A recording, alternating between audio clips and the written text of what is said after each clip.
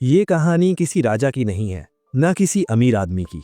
ये कहानी है उस मजदूर की जिसे दुनिया ने सिर्फ मजदूर कहा, लेकिन जिसने एक दिन दुनिया को चुप करा दिया। अगर आप समझते हैं कि गरीबी किस्मत होती है, तो शाम की ये कहानी आपकी सोच बदल देगी। सुबह के 4 बजे थे। पूरा शहर गहरी नींद में डूबा हुआ था। लेकिन शाम की नींद कब की टूट चुकी थी। झोपड़ी के बाहर हल्की ठंड थी। फटी हुई चादर को उसने एक ओर रखा और धीरे धीरे उठ बैठा। उसकी माँ आशा खांसते हुए सो रही थी। शाम ने माँ के चेहरे की ओर देखा। चेहरे पर झुर्रियां समय से पहले आ चुकी थी।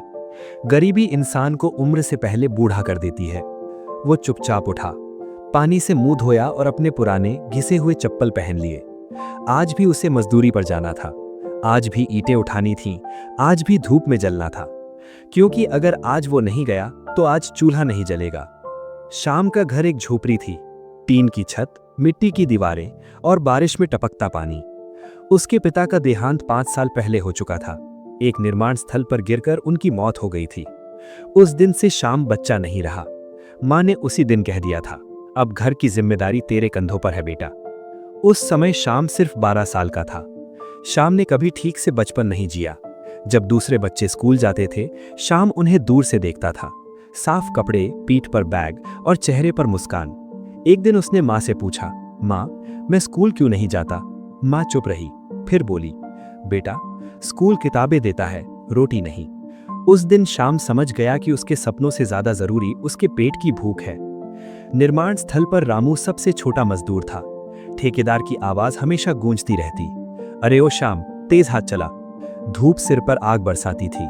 हाथों में छाले पड़ जाते थे। पीठ टूट जाती थी, लेकिन रुकने की इजाजत नहीं थी। एक दिन काम नहीं किया तो उस रात भूखे सोना पड़ता।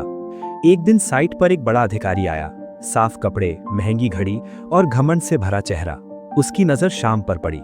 उसने मजाक उड़ाते हुए कहा, तुम जैसे लोग तो पैदा ही मजदूरी करने के लिए होते हैं। सब हंस पड़े। शाम चुप रहा, लेकिन उस दिन उसका सीना जल उठा।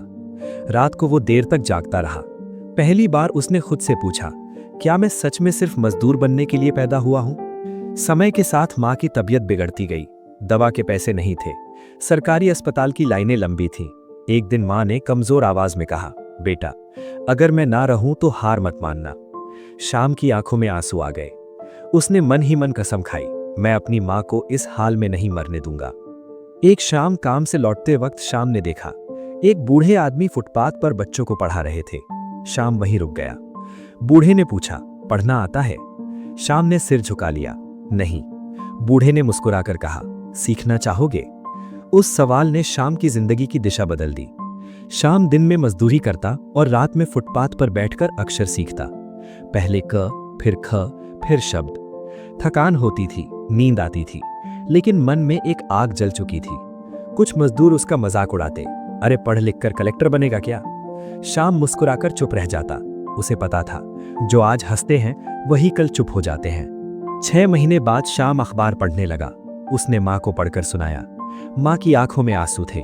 माँ ने कहा, बेटा, आज मुझे लगा मैं अमीर हूं।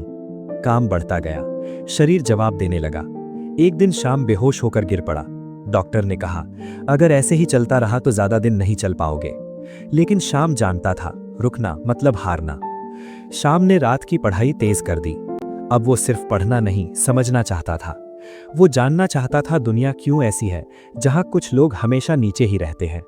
एक रात माँ ने उसका हाथ पकड़ा और कहा, बेटा, तू मजदूर जरूर है, पर तेरी सोच गुलाम नहीं है।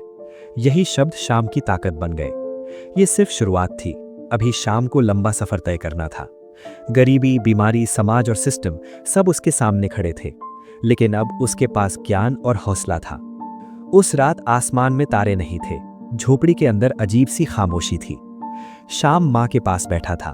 माँ की सांसें तेज थीं, हाथ ठंडे पड़ चुके थे। माँ ने बड़ी मुश्किल से आंखें खोली और शाम की ओर देखा। बेटा, आवाज बहुत कमजोर थी। शाम ने माँ का हाथ थाम लिया। माँ, मैं यही हूं। माँ ने आखिरी बार मुस्कुराने की कोशिश की और कहा, कभी हार मत मानना। और फिर सब कुछ रुक गया। उस रात शाम सिर्फ अपनी माँ को नहीं खोया, उसने अपनी पूरी दुनिया खो दी। अगली सुबह सूरज उगा, लोग उठे, काम पर गए, लेकिन शाम की जिंदगी वहीं थम गई थी। झोपड़ी सूनी लग रही थी।